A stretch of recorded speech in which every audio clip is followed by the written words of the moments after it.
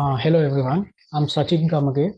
Today I'm going to discuss our research findings on occurrence of heavy metal and radioactive contaminants in selected cosmetics and personal care products in Sri Lanka. So heavy metals are elements that have an atomic weight between 63.5 to 200.6 and they are non-biodegradable in the environment. According to Boroska and Broska, there are three entry points of heavy metals into personal care products and cosmetics. The first one is intentionally added heavy metals. For example, titanium dioxide are used as UV filters in face and body care products. And the second one is use of raw material and ingredients that are contaminated with toxic heavy metals. And the third one is as residues of metal coated equipment used in the production process of a particular product. So throughout history, heavy metal related illnesses have been reported all over the globe. It ranges from Minamata disease to Itai disease and even death. So toxic heavy metals can cause huge problems to the animals and the environment. So indirect effects will happen bioconcentration and biomagnification of heavy metal in soil and aquatic environments. So there are a number of cases of adverse impacts of cosmetic reported in Sri Lanka. As one of our earlier studies found, 29% of users have experienced adverse effects by using personal care products or cosmetics. For example, skin rashes, pimples, irritation, and darkened skin, etc. So radioactive elements are made up with atoms whose nuclei are unstable and give off atomic radiation as part of a process of attaining stability. Throughout history, many product developers have intentionally added radioactive compounds to their products to increase the so-called concept of radiant beauty. But with time and the works of Madame Curie, world understood the dangers of such elements. So therefore, many countries have prohibited the usage of such elements in consumer products. But still, there are instances of these radioactive elements are found in the consumer goods. So our objective was to assess the commonly used personal care products and cosmetic products in Sri Lanka for heavy metal and radioactive contaminants while quantifying them. So these results could be useful in improving policy developments and consumer product quality assessments. So we will discuss the methodology. So first we conducted the preliminary survey, and then the main questionnaire was developed by using that preliminary survey. So responses were obtained through different social media platforms and emails. So then the product samples were selected by analyzing the questionnaire survey, and the most commonly used and popular products brands of face wash, facial scrubs, baby products, shaving creams, and skin creams were selected. Then we will move on to the metal analysis of products. From each product, 0.2 grams of sample was weighted and digested using a fresh aqua regia acid mixture. So the sample acid mixture was kept in a closed glass vial for 4 days to ensure total digestion. And then the digested sample was filtered and diluted up to 100 milliliter using distilled water.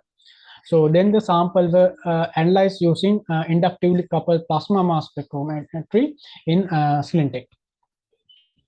So we will move on to the results and discussion part. Our results revealed all the products were recorded for cadmium, arsenic, lead, and chromium, except facial scrub 1 or FS1. Further, significant amounts of manganese, iron, copper, zinc, silver, and tin were detected in most products. Most alarmingly, in our analysis, we found uranium-238 radioactive compound in facial scrub 2, baby product 1, skin cream 2, skin cream 3 in range of 0.01 to 0.04 milligrams per kilogram. So uranium emits alpha particles through the process of alpha decay. So external exposure has limited effects, but significant internal exposure to tiny particles of uranium or its decay products such as thorium-230, Radium 226 and radon 222 can cause severe health effects. For example, cancer and cancer in the bone or liver. Uranium also is a toxic chemical. It can cause kidney damage from its chemical properties much sooner than its radioactive properties. So the examples are cancers in bone and liver. So since toxicity can be a result of dose, exposure, duration, and the frequency, regular monitoring of any products for such contaminants must be a requirement. So according to Consumer Affairs Authority Act number 9 of 2003, there are maximum permissible levels for some metals in cosmetics. For example, lead 10 milligram per kilogram, arsenic 3 milligram per kilogram, mercury 1 milligram per kilogram, cadmium 3 milligram per kilogram. So none of the samples in the study exceeded these levels. But it is important to understand this regulation is for cosmetic products only. So how does these contaminants could harm the users and the environment? As our questionnaire found, 90% of users keep the products on their skin for hours prior to removing. So with such prolonged time and frequent use could cause dangerous effects. Further, since almost all cosmetic and personal care products are down the drain products, it will ultimately reach the water bodies and the groundwater column, where it will undergo bioconcentration and biomagnification. So we will move on to the conclusions.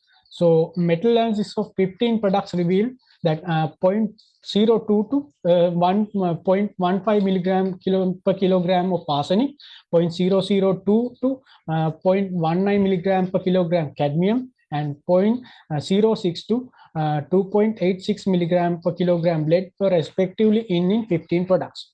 Only FS1 or facial scrub 1 was not recorded for chromium, lead, arsenic, and cadmium.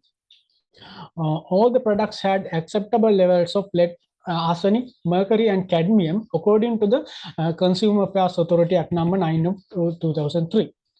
Alarmingly, uranium 238 radioactive elements was detected in 4 product categories: facial scrub 1, facial scrub, baby product, facial wash, and in range of 0.01 to 0.04 milligram per kilogram. So it is evident that number of popular personal care products and cosmetics in Sri Lanka is contaminated with heavy metals and radioactive contaminants. Therefore, we would like to recommend national level scientific studies must be conducted to understand the harmful contaminants in various consumer products while improving the existing regulations and policies. So this is the end of our presentation. Thank you very much for your kind attention.